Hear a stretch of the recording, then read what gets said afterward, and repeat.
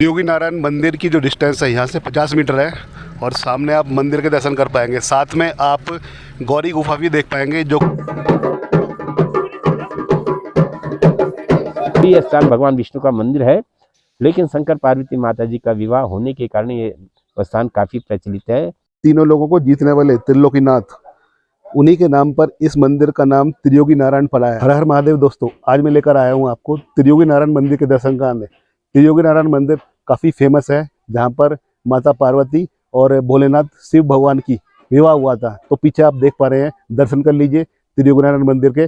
और इस मंदिर तक केदारनाथ धाम की यात्रा के साथ साथ त्रियोगी नारायण मंदिर में आप दर्शन कैसे कर सकते हैं, कैसे आप मंदिर तक पहुँच सकते हैं, इस वीडियो के माध्यम से आप जान पाएंगे। साथ में ये मंदिर इतना क्यों फेमस है, उस सब के बारे में भी डिटेल में जानकारी जान पाएंगे। यहाँ पर काफ़ी कुंड आपको देखने के लिए मिल जाएंगे, जैसे ब्रह्म कुंड, विष्णु कुंड। तो उन सब कुंडों की क्या मान्यता है, मंदिर में अखंड ज्योति भी अंदर जलती है, तो उन सब के बारे में भी डिटेल में जानकारी आपको इस वीडियो के माध्यम से मिलने वाली है। तो करते हैं वीडियो को स्टार्ट। हर हर महादेव। आज के इस वीडियो में केदारनाथ धाम मंदिर में दर्शन करने के साथ साथ त्रियोगी नारायण मंदिर, जो कि महज 13 किलोमीटर की डिस्टेंस पर सोनप्रयाग से पड़ता है, में आसानी से आप दर्शन कैसे कर सकते हैं। सोनप्रयाग या गुप्त काशी से शेयर टैक्सी आपको कहां से मिलने वाली है और कितना टिकट प्राइस आपको 2023 में पे करना पड़ेगा मंदिर में दर्शन करने के लिए, इन सब के बारे में डिटेल में जानकारी आपको इस वीडियो में मिलने वाली है। त्रियोगी नारायण मंदिर जाने के लिए ये रोड आप फॉलो करेंगे, 13 किलोमीटर चलेंगे तो आप त्रियोगी नारायण मंदिर पहुंच जाएंगे। और इस रोड को फॉलो करेंगे तो आप सोनप्रयाग पहुंच जाएंगे। सोनप्रयाग तो येरा पास में मल्टी लेवल पार्किंग दिखाई दे रही है, और फिर आप केदारनाथ धाम की यात्रा को कर पाएंगे। तो एक महत्वपूर्ण प्लेस है त्रियोगी नारायण मंदिर जाने के लिए। इस रोड को फॉलो करेंगे तो आप त्रियोगी नारायण आसानी से पहुंच जाएंगे। सोनप्रयाग से त्रियोगी नारायण मंदिर का इस सफ़र में आपको चारों साइड में हिल्स, वैली और ग्रीनरी वाला इन्वायरमेंट देखने के लिए मिल जाएगा, और 1 घंटे की जर्नी कर आसानी से आप त्रियोगी नारायण मंदिर तक पहुंच जाएंगे। सोनप्रयाग की पार्किंग आपको दिखाई दे रही है, और रोड देखो जी, ये रोड इस तरह से घूमते हुए ऊपर को जा रही है, फिर दैन घूमते हुए हमको इस तरह से आना पड़ा है। तो मतलब काफ़ी घुमावदार रोड आपको इस पहाड़ी एरिया में देखने के लिए मिल रही है। नीचे की साइड में आप देखेंगे तो मंदाकिनी नदी कल कल बह रही है, और ये ऊपर से जो व्यू है ना, काफ़ी अल्टीमेट नज़र आ रहा है। सामने होटल से दिखाई दे रहे हैं और ऊपर पहाड़ बने हुए हैं, तो काफ़ी ज़बरदस्त व्यू आपको यहाँ पर देखने के लिए मिलने वाला है। तो दोस्तों, फाइनली सोनप्रयाग से 13 किलोमीटर की जर्नी करने के बाद हम पहुंच चुके हैं त्रियोगी नारायण मंदिर, और ये मंदिर काफ़ी खास है और काफ़ी फेमस है। आगे बढ़ते हैं मंदिर में दर्शन करने के लिए। त्रियोगी नारायण मंदिर की जो डिस्टेंस है यहाँ से 50 मीटर है, और सामने आप मंदिर के दर्शन कर पाएंगे। साथ में आप गौरी गुफा भी देख पाएंगे, जो कि 1.5 किलोमीटर की ट्रैकिंग करने के बाद में फिर आपको आगे जाना पड़ेगा, और व्यू पॉइंट देख पाएंगे जो कि 100 मीटर की दूरी पर है। तो ये सब चीज़ें यहाँ पर आप देख सकते हैं, और गौरी गुफा ऊपर की साइड में आपको दिखाई दे रही है, तो गौरी गुफा भी आप दर्शन कर सकते हैं। अभी जो एरिया आप देख पा रहे हैं, ये बस स्टैंड या टैक्सी स्टैंड मान लीजिए त्रियोगी नारायण मंदिर का है, और ये जो टैक्सीज आप देख पा रहे हैं गुप्त काशी से मिल जाएंगी आपको, जिसका कि 150 रुपीज़ ये लेते हैं। चाहे आप सोनप्रयाग उतर जाओ, केदारनाथ धाम के दर्शन करो, या फिर आप सीधे त्रियोगी नारायण मंदिर आ जाओ, तो त्रियोगी नारायण मंदिर आने के लिए आपको 150 रुपये पे कर आप आसानी से यहाँ पर दर्शन करने के लिए आ सकते हैं।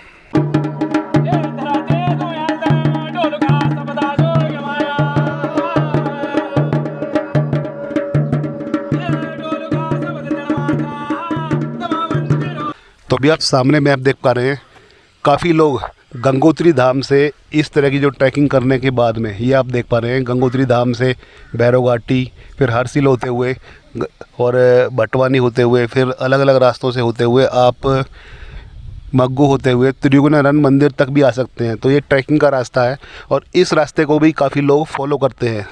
तो एक मेरे को एक सरप्राइजिंग फैक्ट लगा, हम तो सोचते थे कि रोड के थ्रू जा सकते हैं, बट ये जो रास्ता है, ये भी आप इस रास्ते के थ्रू भी गंगोत्री धाम तक जा सकते हैं। जय बोलो भगवान त्रियोगी नारायण की जय। ये स्थान शिव पार्वती का विवाह के स्थान से जाना जाता है। त्रियोगी नारायण बोले तो भगवान नारायण का तीनों लोगों को जीतने वाले भगवान त्रियोगी नारायण, यहाँ पे भगवान विष्णु का वामन अवतार हुआ। पुराणों के अनुसार जब एक बार राजा बलि हुए थे, दैत्य राजा बलि, उन्होंने सारे विश्व को जीत लिया था, मृत्युलोक को जीत लिया था।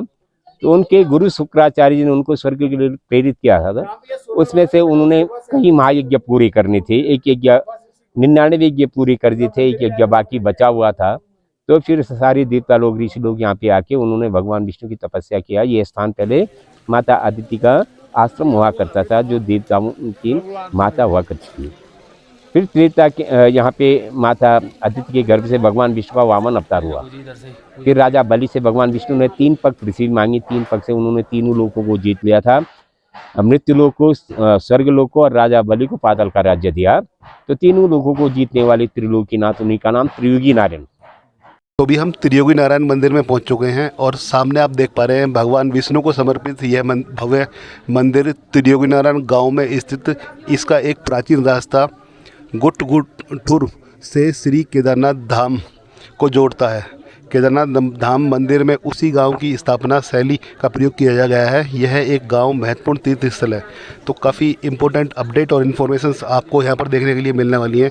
तो मंदिर में दर्शन करते हैं और काफ़ी कुछ जानने की कोशिश करते हैं मंदिर के बारे में।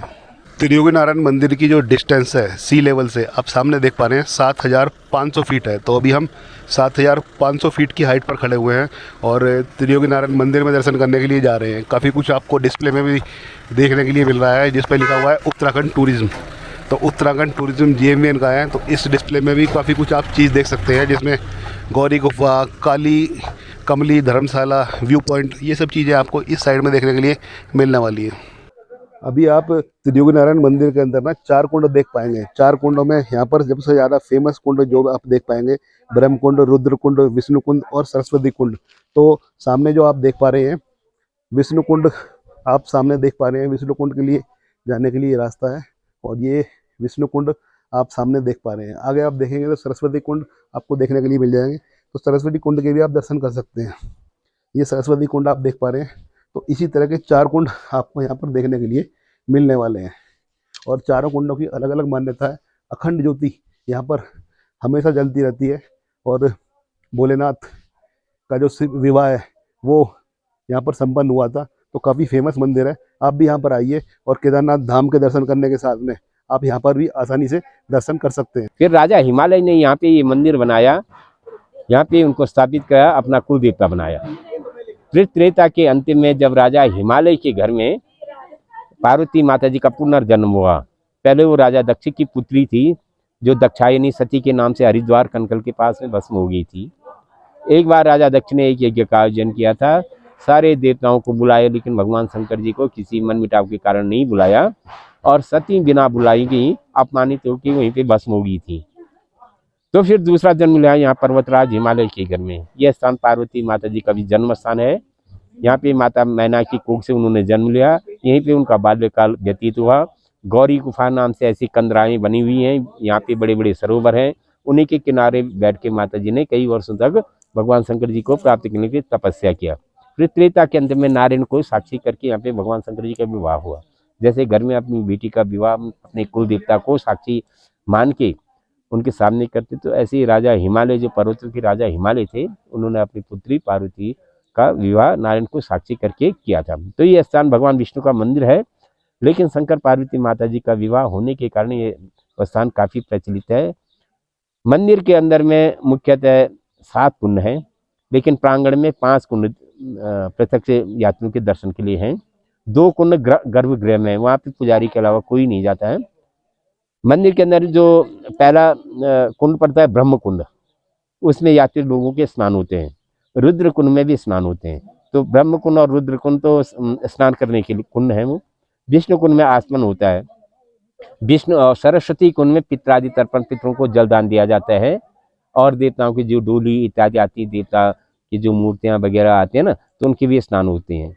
फिर वहाँ पे एक छोटा सा कुंड है विष्णु कुंड के बगल में, उसका नाम है नारद कुंड। वहाँ पे कोई जैसे बद्रीनाथ या इत्यादि नहीं जा सकता। तो ऐसा महत्व है यहाँ पे भी, पिंडदान करने से पितरों को मोक्ष मिलता है। ऐसी माने पहले पुराने जमाने से लोग आपके जो दूरस्थ नहीं जा सकते हैं, तो यहाँ पे आके पिंडदान भी करते हैं। फिर अंदर में सूरज कुंड है। तो सूर्य कुंड का जल जो है भगवान के भोग के लिए ही हमेशा प्रयोग में लिया जाता है। वहाँ पे यात्री लोग, यहाँ आम जनता नहीं जा सकती है। फिर अंदर गर्भगृह, जहाँ से ये पानी का उद्गम है, मंदिर को जो मुख्य मूर्ति है उसी के चरणों में एक छोटा सा कुंड, उसका नाम है अमृत कुंड, जहाँ से पानी आता है। वहाँ का जल भगवान के स्नान के लिए प्रयोग में लिया जाता है। फिर वहाँ पे धर्मशिला है, बताते हैं उसी स्थान पे राजा लोगों ने 1.25 मन मोहर मोती 1.25 लाख गायों का दान करके पार्वती माता जी का कन्यादान किया था, उनका पूजन किया था। तो यात्री लोग भी आप आज आके वहाँ पे पूजन करते हैं। उस वक्त रत्नों का दान, क्या सोना चांदी मोर मोती, ये कलयुग में चावलों को जो है मोती माना जाता है, तो रत्न दान में भी आता है, अन्न दान में भी आता है। किसी को पता हो तो माता जी को ऊटी इत्यादि चढ़ाते हैं, धोती साड़ी कपड़ा लता इत्यादि फल फ्रूट चढ़ा के माता जी का पूजन करने के बाद फिर अंदर में भगवान के दर्शन है। बीच मध्य में भगवान त्रिविघ्नान की मूर्ति है। दाहिने भाग में डोला में लक्ष्मी जी, वाम भाग में सरस्वती, पीछे क्षेत्रपाल कुबेर मचिन्नाथ जी बद्रनारायण और रामचंद्र जी। और भगवान की पंचायत है, 108 शालिग्राम है, सत्यनारायण की मूर्ति है, भगवान विष्णु की चतुर्भुज विग्रह मूर्ति है, शिव पार्वती का युगल मूर्ति है। उनके दर्शन करने के बाद वहाँ पे 3 युग की धुनी है, जो वो अग्नि ज्योति है, वो प्राचीन अग्नि है। बताते हैं उस वक्त राजा लोगों ने, ऋषि मुनि लोगों ने उसको मंत्रों से उसको प्रज्वलित किया था, कुछ काल तक तो वो जलती रही। बाद में उसमें समिधा डाल के उसको जो है जीवित रखा गया। पौराणिक अग्नि है। रात दिन 24 घंटे, जैसे केदारनाथ बद्रीनाथ अन्य तीर्थों में, हिमालय के तीर्थों में पट बंद हो जाते हैं, तो यहाँ पे पट बंद नहीं होते हैं। यहाँ पे त्रिकालिक पूजा चलती है। सुबह में भगवान का जागरण होता है, दोपहर में भगवान का भोग लगता है, शाम को आरती होती है। ये नित्य का काम है। फिर दर्शन करने के बाद वहाँ लकड़ी चढ़ाने का माध्यम है, हवन करने का माध्यम है। बाहर प्रांगण में पंच नाम देवता हैं। द्वारे पे गणेश जी हैं, अन्नपूर्णा माता जी, ईशानेश्वर, बजरंगबली और अर्धनारीश्वर। ये छोटी छोटी मंदिर है, मंदिर के प्रांगण के अंदर में है। सबके दर्शन करने के बाद यहाँ का यात्रा पूरा होता है। तो बोलो भगवान त्रिनारायण की जय, शंकर पार्वती मैया की जय। पंडित जी, जैसे अभी यहाँ से कोई रास्ता केदारनाथ धाम के लिए भी जाता है इधर साइड से, आसपास से? जी, यहाँ से रास्ता जो पौराणिक हिमालय का बिहड़ रास्ता है, तो काफ़ी दुर्गम है, क्योंकि वो बड़ी बड़ी ये चट्टानों में उतरना पड़ता है। जो कि जो आम जो रास्ता है यहाँ से वापस, जो मेन रास्ता है यहाँ से गौरीकुंड, गौरीकुंड से जंगल चोटी रामबाड़ा होके जो रास्ता जाता है वो सुगम होता है, सुगम पड़ता है। यहाँ भी रास्ता है सीधे, लेकिन एक वो जो है एक बार घाटी में उतरना पड़ता है। आगे जो है कि सोन नदी है, उसको पार करना पड़ता है। फिर आगे जो बड़ी बड़ी चट्टानें उन पे चढ़ना पड़ता है। तो ऐसे करके काफ़ी बीहड़ रास्ता है। वो रास्ता जो है ना ट्रैकिंग वालों के लिए, वैसे आते जाते तो बहुत कम है, क्योंकि पानी की दिक्कत है। ऊपर में जंगली जंगली रास्ता है, फिर रिजर्व फॉरेस्ट है यहाँ पे, कस्तूरा मृग विहार का ये रिजर्व फॉरेस्ट भी है, तो वहाँ जाना थोड़ा मुश्किल हो जाता है। तो चाहे तो यहाँ से सुगम रास्ता बन सकता है, अगर गवर्नमेंट यहाँ पे इसको संज्ञान में लाए, तो यहाँ से केदारनाथ की बिल्कुल यात्रा बिल्कुल नज़दीक हो जाएगी। पास ही में यहाँ से मंदिर के पीछे का जो सुमेरु पर्वत है वो बिल्कुल सामने दिखता है। हाथ जैसे हाथ पहुँच सकता है वहाँ से, ऐसी घाटी। बासुकी ताल है वैसे यहाँ पे, जो मंदिर के केदारनाथ नाथ के पास में बासुकी ताल।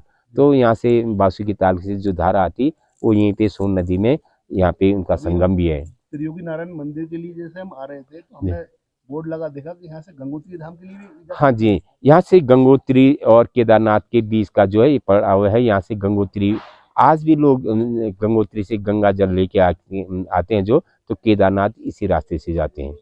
जो ये कावड़े लोग हैं या महात्मा लोग हैं या चारों धामों की जो भी गृहस्थ अगर वानप्रस्थ में यात्रा करता है ना, तो वो लोग यमुनोत्री से गंगोत्री, फिर इसी रास्ते से जंगल होके फिर केदारनाथ बद्रीनाथ, ऐसे करके एक पुराना पौराणिक रास्ता है यहाँ। दोस्तों फाइनली त्रियोगी नारायण मंदिर में हो चुके हैं हमारे दर्शन, और काफ़ी सारे इंटरेस्टिंग वीडियोस मंदिरों के भी और रेस्ट ऑफ इंडिया के ट्रैवलिंग के हम इस चैनल पर लाते रहते हैं। तो keep watching and do subscribe और यूट्यूब चैनल।